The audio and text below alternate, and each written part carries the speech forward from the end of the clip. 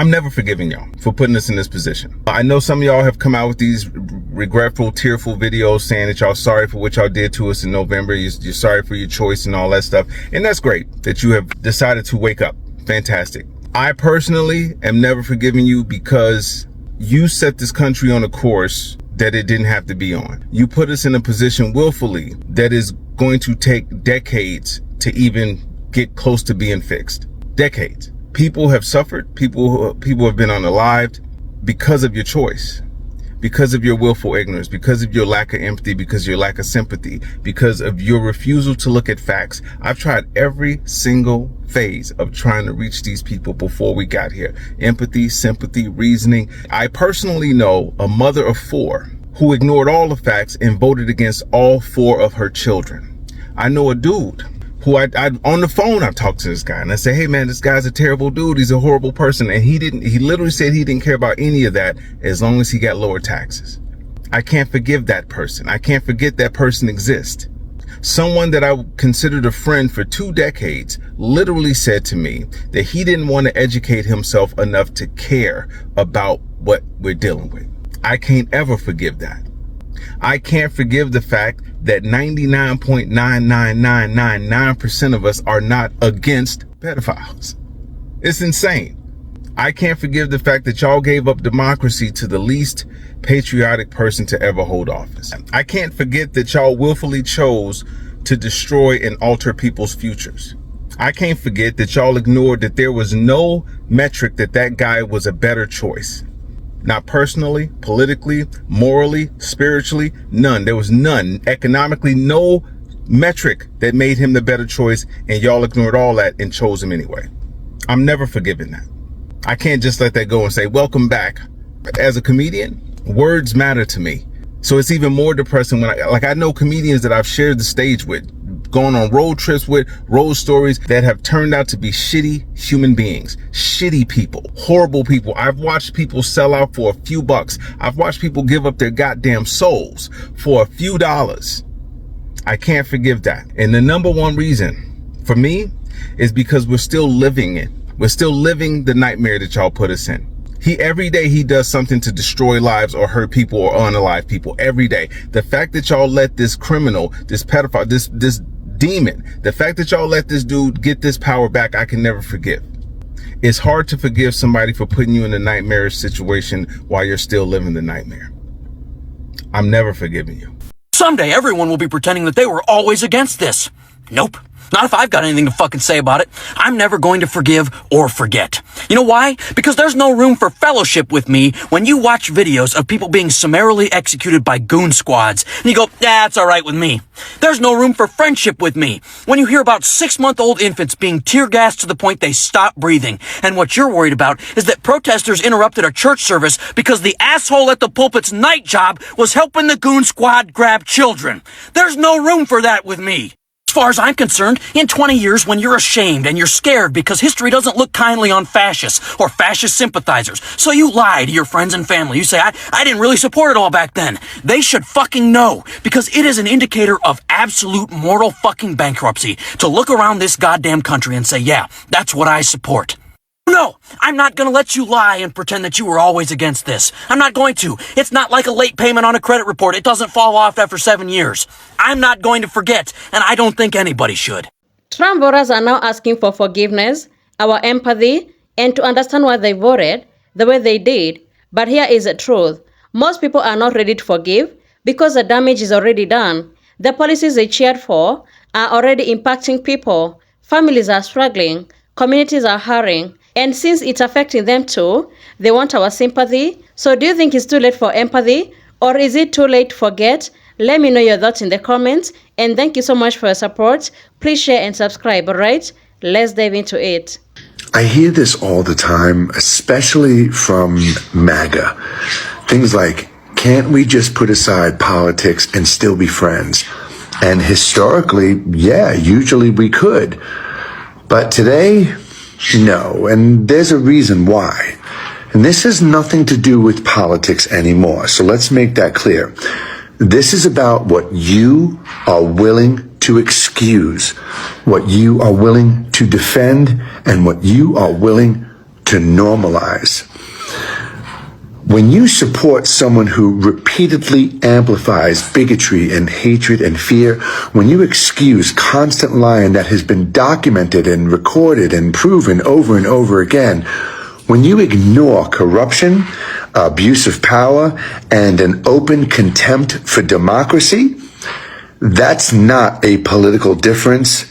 That's a moral one. Someone actually asked me this morning, well, does it matter who they voted for if someone is sharing that they're being bullied, a grown adult?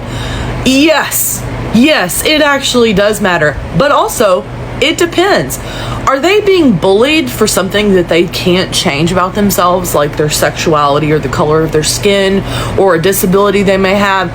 Then sure, it doesn't matter who they voted for or who's doing the bullying. We should stand up for that. But are you being bullied because of who you voted for? Yeah. If you voted for the bully, yeah. I don't give a shit if you're being bullied at that point. Are you being bullied because you're a MAGA Republican who has bad hair and bad makeup and you want someone to feel sorry for you when somebody is pointing out that you have poor taste, not just in presidents, but in makeup and hair and clothes? No, I don't fucking feel sorry for you. It absolutely does matter when someone is chasing clout by claiming to be bullied by someone on the internet who is an avid Trump activist who has basically made a platform out of pointing out how ridiculous and insufferable MAGA women are. Yes, yeah, it does fucking matter who they voted for. Sometimes, and I can promise you exactly who is going to get mad at this sentence, sometimes people deserve it. Sometimes you deserve it. And I absolutely have zero empathy for someone who feels like they're being persecuted when they're the ones that are actually doing the persecuting. And you know what they say, equality feels like oppression if you're the one that's always been doing the oppressing. So I just saw a breakdown overview of Trump's address to the country or whatever he was talking about. And I honestly, I've said this before, I will never, ever, when I say ever, never, forgive the people who allowed this man to get back in office. Like, how he just be straight up lying. How do you just straight up lie when you, even your own people are coming out and saying that what you pretty much is saying is a lie?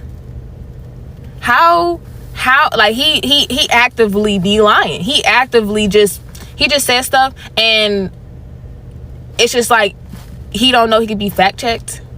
But the problem is the people that still support him don't fact check. They're just willfully ignorant, and he loves that and he plays on that. It still bothers me because we have to deal with this for so much longer. Why would y'all do this to me? What did I ever do to anybody to for us to have this president again? What did us as the sane, educated citizens, what did we do to y'all, the ones who voted for him? What do we do to y'all to make us have to go through this? Because he just be lying.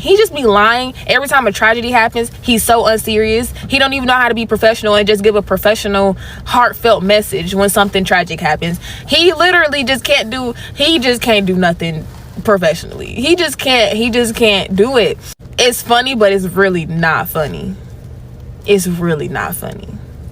But all I could do is laugh at this point. Like, all I could do is watch this man and just laugh.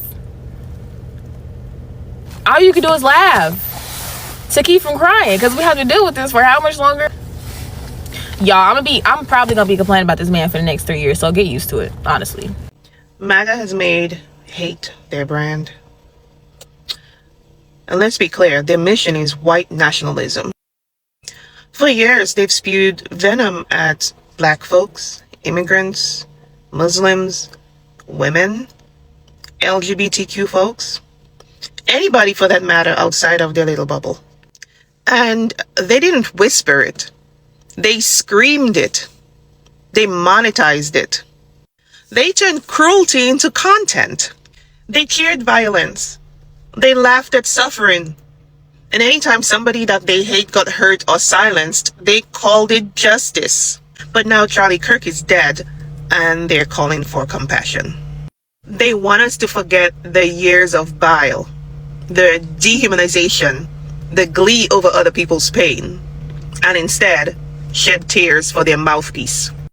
But, man, that's just not how this works.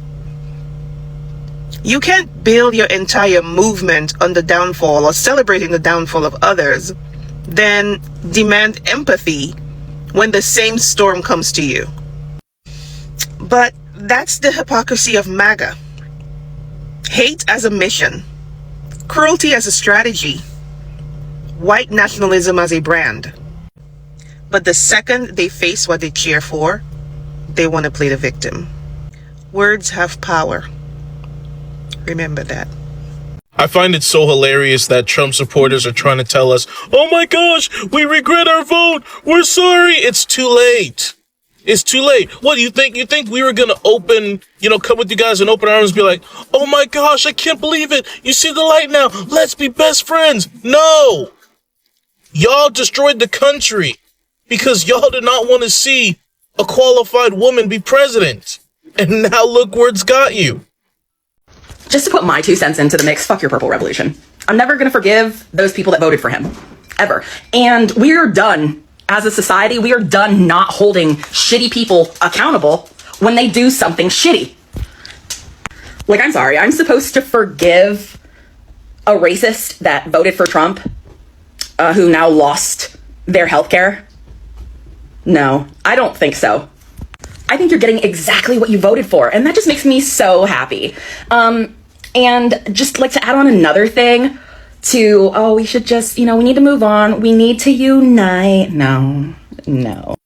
I want to talk about the controversial idea of forgiving triple Trump voters or not. There are a lot of creators on here who are making videos to explain why they voted for Trump 3 times in the past and why they would never do it again. And of course, there's a huge division over people who accept their apology and accept their willingness to change and grow. And there are just as many people who don't want to hear it, too little, too late. And I think this is important to acknowledge. You don't have to forgive anyone. You don't owe anyone your forgiveness. A lot of these people, with their vote, have personally impacted you. So you do not have to be the bigger person and forgive someone like that. And you might be the type of person who likes to see someone grow or change, even if the impact in the past was significant. There is space for both. I totally understand why so many people are so angry, because millions of people right now are facing higher costs, groceries, gas, fewer protections, and uncertainty because of policy they supported, People are losing their health care. Families are struggling to afford childcare. ICE is terrorizing communities.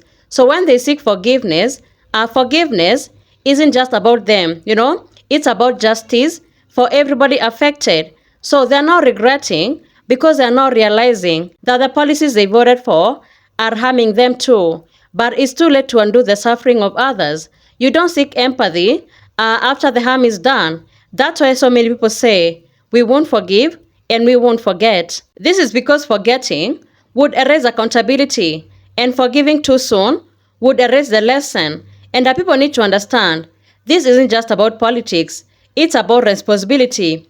Voting is more than just picking someone you like. It affects everyone.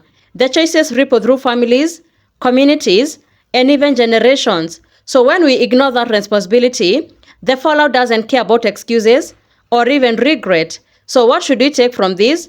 The next time you vote, or the next time you support a policy or cheer for a candidate, think beyond yourself. Think about the people who will be affected, Think about the other person, because they're human too. Don't vote based on racism or even hatred. Because when you vote for harm, it always comes back to you. And to those already asking for forgiveness now, regret is human, but empathy isn't something you can demand. You earn it, And to those suffering because of the decision that they didn't make, your pain is real and your anger is valid. So I hope next time people can learn from their mistakes and make better choices. So thank you so much for tuning in. Be sure to like, subscribe, and share. Have a good one. I'll see you in the next video.